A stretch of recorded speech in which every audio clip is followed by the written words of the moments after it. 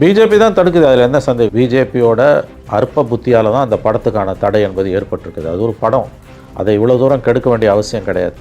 அது வந்து மிலிட்ரி எம்பளத்தை காமிக்கிறான், அதை காமிக்கிறான், இதை காமிக்கிறான்றதெல்லாம் சும்மா காக் அண்ட் புல் ஸ்டோரிஸ், கதை அழகிறாங்க. ஒரு சினிமா எப்படி தேச பாதுகாப்புக்கு வந்து குந்தகம் அளிக்கும்? ஒரு எம்பளத்தை காமிச்சா ஏன் நீ எம்பளத்தையே காமிச்சது இல்லையா? ரெண்டாவது அவரே வந்து கவர்மெண்ட்டோட ஸ்டாண்டை தான் எல்லா படத்துலையும் பிரதிபலிக்கிறாரு.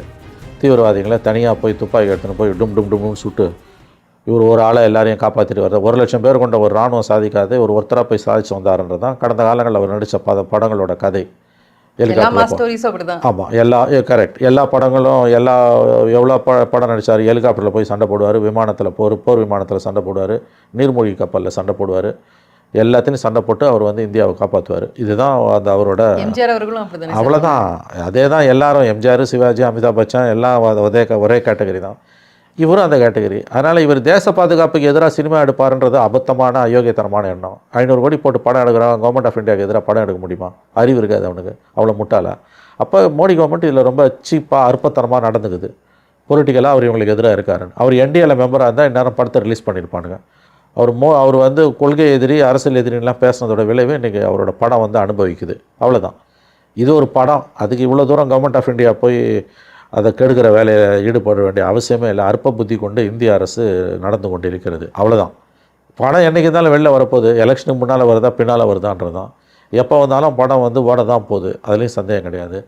தேர்தலுக்கு முன்னால் இது வருமானது தான் கவனிக்க வேண்டிய கேள்வி. அது செவ்வாய்க்கிழமை கோர்ட்டில் என்ன ஜட்ஜ்மெண்ட்டு, ஒருவேளை இந்த ஜட்ஜ்மெண்ட்டு வந்து சில கட்ஸோடு அலோவ் பண்ணுங்கன்னு சொல்ல பிறகு மோடி கவர்மெண்ட் அப்பீலுக்கு போகாமல் இருக்குன்னா தேர் எண்ட்ஸ் த மேட்டர்.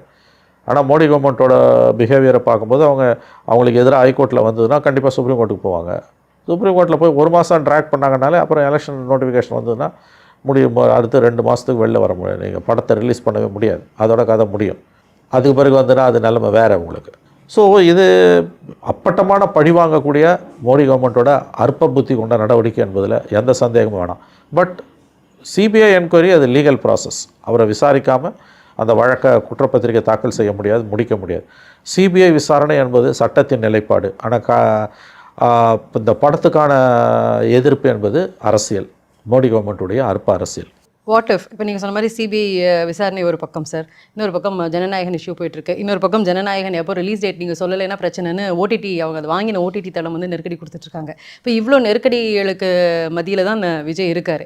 இப்போ நீங்கள் சொன்ன மாதிரி 27ஆம் தேதி வரக்கூடிய தீர்ப்பு விஜய் உடைய படத்திற்கு அந்த ப்ரொடக்ஷன் ஹவுஸுக்கோ இல்லை அவருக்கோ சாதகமான ஒரு தீர்ப்பாக இருந்தால் அப்போ ஒரு டாக் வரும்ல சார், அப்போ இவர் பறிஞ்சிட்டாருங்கிற ஒரு டாக் வரும்ல. அது நான் சொல்கிறது ஜட்ஜ்மெண்ட்டே அவருக்கு சாதகமாக வந்து கவர்மெண்ட் வந்து அப்பீலுக்கு போகலன்னா yes there you are right. அங்கே அதுதான் சொல்ல வரேன். அது அந்த சந்தேகம் எழுவது இயல்பானது. கண்டிப்பாக அந்த சந்தேகம் வரும். இவ்வளோ தூரம் பண்ணிவிட்டு நீங்கள் ஒருவேளை அவர் கோர்ட்டில் ப்ரொடியூசர் ஜெயிச்சுட்டு ஃபிலிம் சென்சார் போர்டு அப்பீலுக்கு போகலன்னா ஏதோ காம்ப்ரமைஸ் ஆகிருக்குன்னு சந்தேகம் வரும்.